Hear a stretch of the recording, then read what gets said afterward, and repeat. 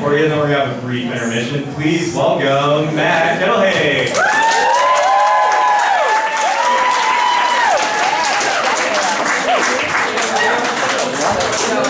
How's it going? Make some noise, yeah! Now I have a question. Porn stars consider themselves actresses. Does that mean sluts are just prostitutes who are bad negotiating? Don't know. Also, you know, if the animal kingdom believed in the theory you are what you eat, does that mean tigers get their stripes from zebras? And does that explain why Snooki's been really acting like a dick? Yeah. Seen this new Montana meth slogan where it's meth, it's all true. How vague is that? I don't know what's bad or good. So I want to have my own. And it's called Women, It's All True. What does that mean? I don't know, but it's true. Now, I recently went to New Orleans. And New Orleans is crazy town. They have these people called shot girls. And shot girls are basically Hooters girls that give body shots. Okay? Most of the men are like, oh my goodness, I'm going there. And the girlfriends, I see the girlfriends are like, no, let's just make out. That's weird. So anyway, I'm over there and, you know, you're thinking, oh, shot girls, it's amazing. Well, there's about 250 shot girls on Bourbon Street. Do you really think there's 250 gorgeous women being shot girls? Close! It's about 240. So there's like 10 that aren't. So it's basically like finding Where's Waldo. You know, but I was really good at Where's Waldo, and a big Waldo girl found me, I tell you what. I was at a bar, and I was listening to music, and all of a sudden, I just get grabbed behind from the beats, and I get twisted around, and oh my goodness, it was 250 pounds of a hot, steamy pile of jambalaya. I was just like, oh my goodness. She's like, you want a shot? No? You're gonna take a shot. Okay. And they don't just give you the shot. They put it in their mouth and then they give it to you. And by God, she gave it to me. I was about to scream rape, but then as I gave her $10, I was like, I just paid for that. but my brother felt bad, so he decided to take me to a good bar and meet good shot girls, you know? So I'm at this new bar and there's this shot girl. This black girl with this huge butt, and she is clapping everywhere. And I'm not saying, that's not a clap. In Nolan's, clapping is basically ass to floor, okay? It's literally like in Super Mario Brothers, where Mario just hits a POW button. Everyone is upside down on their heads. Yes. So I'm watching this girl, and this little black man comes up to me. He's like, what the fuck you doing, man? Are you looking at my woman? I was like, no, I'm not. It's like, I'm gonna kick your ass. And I get scared because black people in New Orleans remind me like ants. You know? Because, roll with me. They're short and tiny, but they can lift like 10 times their weight. They always march in a line, and they're always in a group. Ants! Thank you for rolling. Cool. Next joke. So anyways, I was scared. I was like, what am I going to do? You know, and then he's like, oh, I'm gonna kick your ass. And I was like, okay. Who dat? He's like, what? I was like, who dat gonna beat the motherfucking Saints? He's like, no one's gonna beat those Saints. And I was like, yeah, those lions, those little kitty cats, no way. He's like, yo, you from Nolan's? No, I'm not from Nolan's. I'm from California, but I'm a Saints fan at heart. I'm a Saints fan at heart. He's like, yo, man, you want a shot? I was like, yeah, I want a shot. Needless to say, this man was going to kick my ass with a bunch of his marching ants. But by just saying, who dat, I got a body shot from the woman I got in trouble with looking at. That is how you survive New Orleans. Now, who dat gonna buy me? Now, who dat gonna buy me a drink? Probably me. I didn't even bring a drink up here. So anyways, it's tough, and oh, I like that, you really said that. And this is for a good cause, and first and foremost, who actually works for Flagship in these after-school programs? Raise your hand, make some noise, and everyone make some noise for those people. Yeah, they work hard. They work very hard. Because these programs keep kids like Michael Beers from kicking kicking the ass of Brian, Nicholas J. Hyde, and Kenton Therian. Yes, it's true. And then it also is an anti-drug program, so it keeps people from not doing drugs and not being incarcerated. Bo, good set.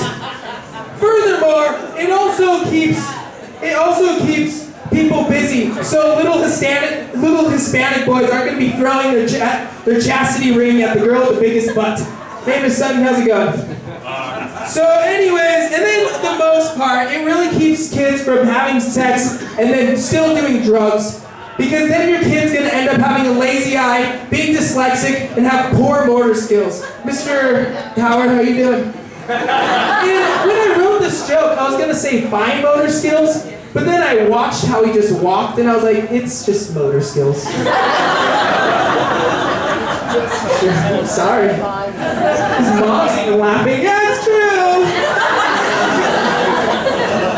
Now, there's this poster, and Kenton pretty much took most of my set before I was like rude. So this poster, it's like, this looks like it's gonna be a fun time. We're gonna laugh for a change.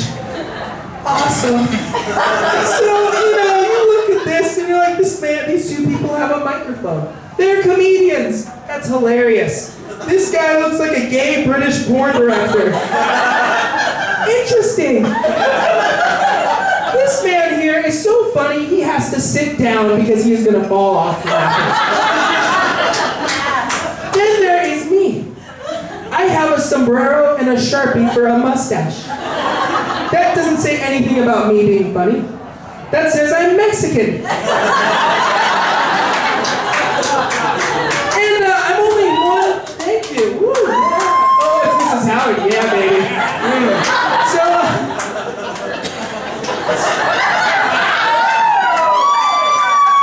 I'm thinking inappropriate thoughts right now. Let's get back to this. I'll just turn this way. So, anyways, I'm only 1/4 Hispanic, but basically when you're in Montana, if you're 1/4 any ethnicity, you're 100% ethnicity.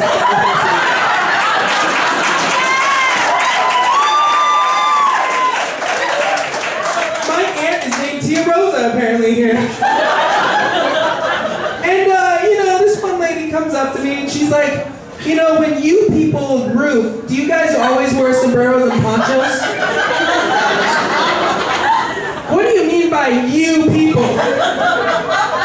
For the first time in my life, I felt like a black man.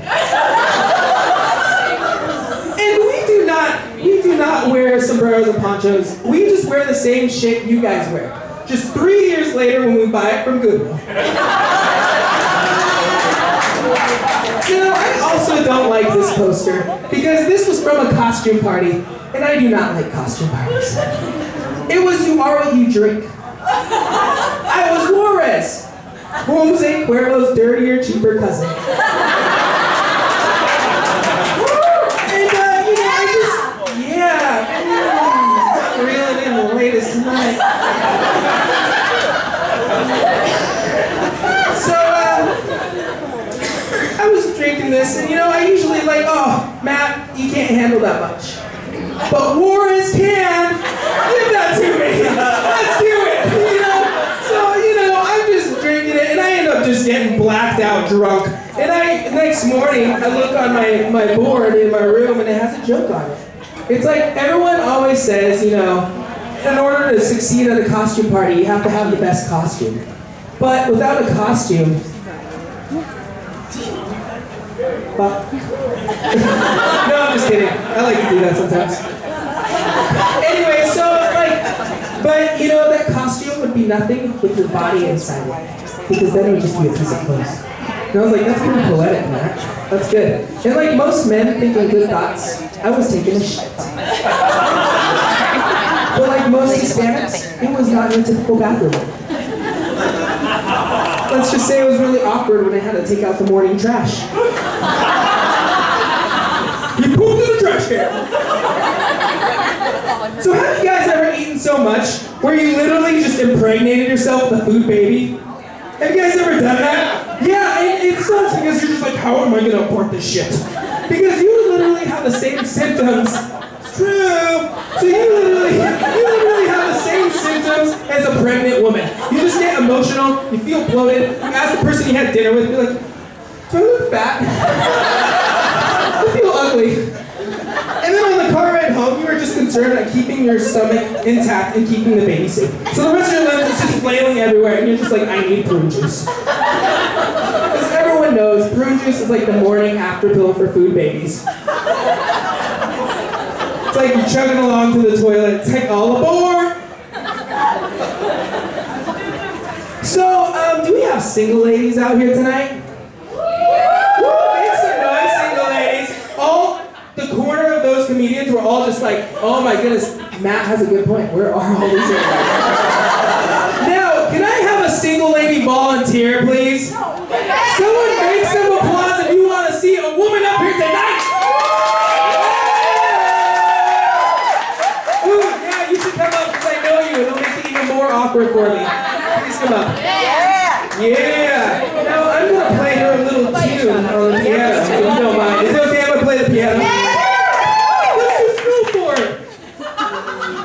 All right. What is your name, Miss Kellen? Sexy. Why don't you sit right here, baby? Get on stage. Let's see if this works. This doesn't work. Turn it on. Hold the button down for 5 seconds now. Down for 5 seconds. That's usually how I get mine. So I noticed you're single, and have guys probably hit on you a lot, right? Yeah. No? All the time. Yeah. Oh, all the time. The friends are like, yeah, all the time. Well, has someone ever really hit on you like this?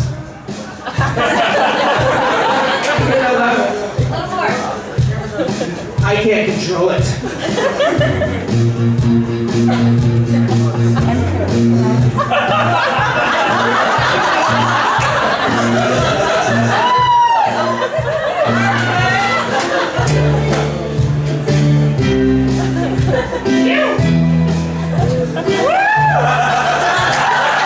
If we were dating and I saw you at the bar, I would say, hello. And if you said hello back, this is what I'll say. This is why it makes it awkward when I know you. Are you a building under construction? Because every time around you, I'm required to wear a hard hat.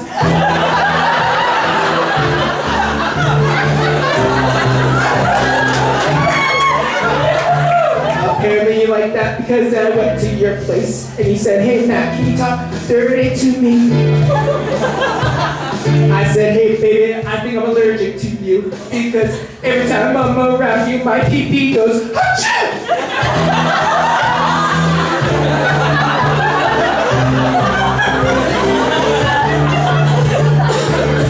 Then I said, hey baby, I'm gonna pound you so hard that the neighbor's gonna think that there's a T-Rex in the backyard.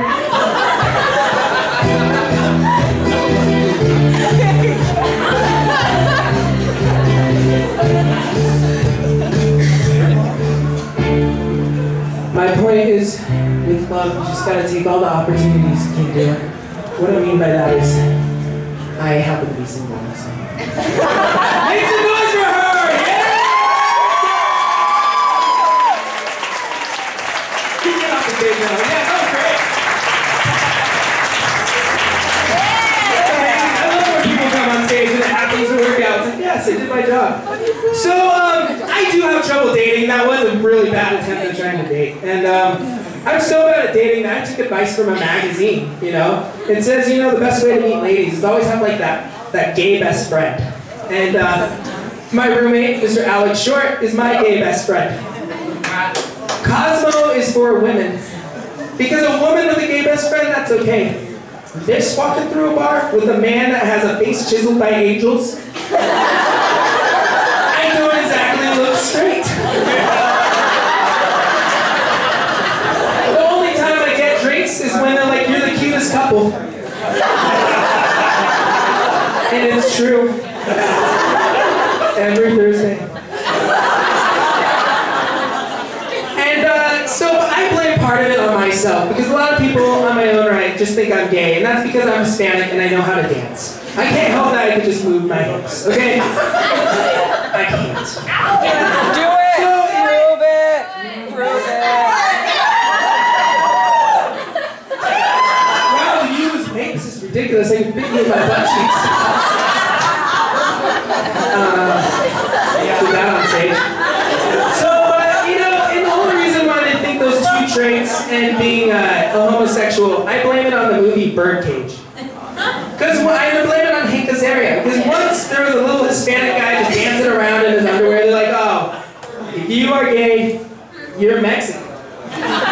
Or vice versa. And I was like, oh, it was tough. But I have hit a hot streak recently after I came out of being an openly, I'm a virgin.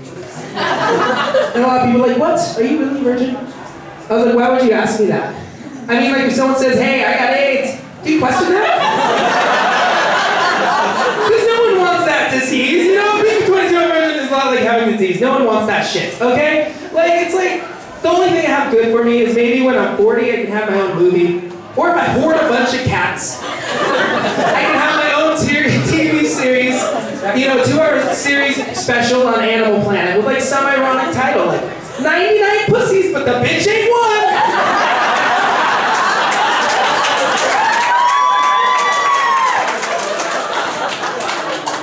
And you know, and it's just tough, and you know, I can't just like have sex and then talk about being a virgin because that would be lying. That would be like Kate Gosselin talking about how she is a mother. She gave that up a long time ago to be a celebrity. But I usually have hit a hot streak. I was at the Lucky Strike. And like you get all the women. You bowl and then you're like, whoa, you bowled it. 50. Yeah, let's do it. So I'm at the Lucky Strike and I'm performing. And I feel like it's going well, you know, and then karaoke, this girl dedicates the song to me.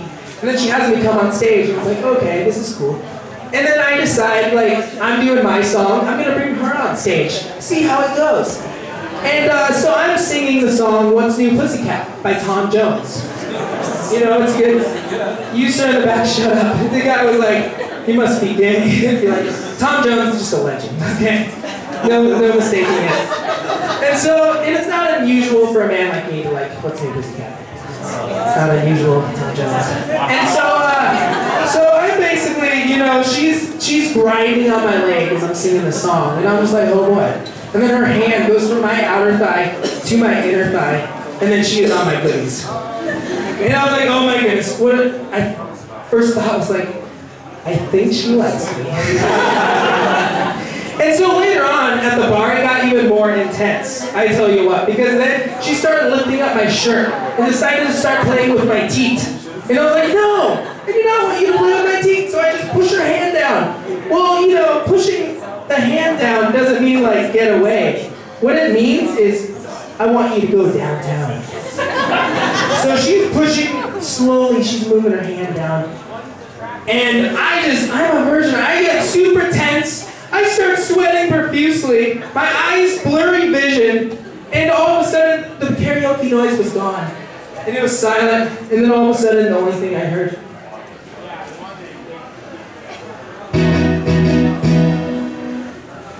It's the final countdown. Isn't that Asia? I was trying to do a song for you, fuck you. So anyways, this lady's on my crotch, and I exactly didn't know what to do, okay? I was like, do you reciprocate it? Like, do you like grab her butt or like her frontal area? Like I'm a super virgin. My mom had a C-section when she had me, so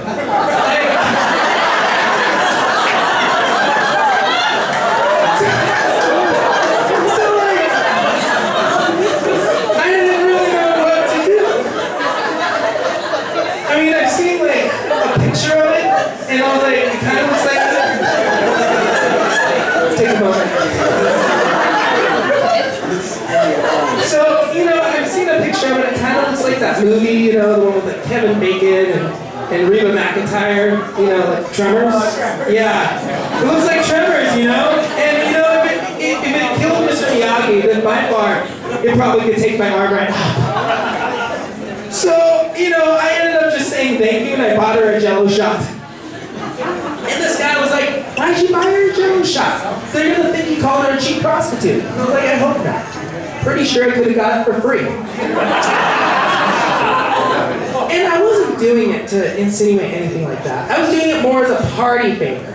You know, like, "Hey, thanks for coming to the party. You can leave now."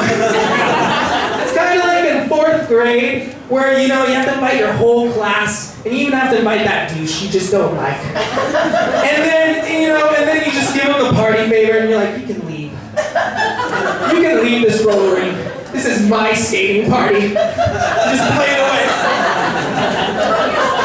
Now, I just want to say, foremost, we have an intermission coming up, and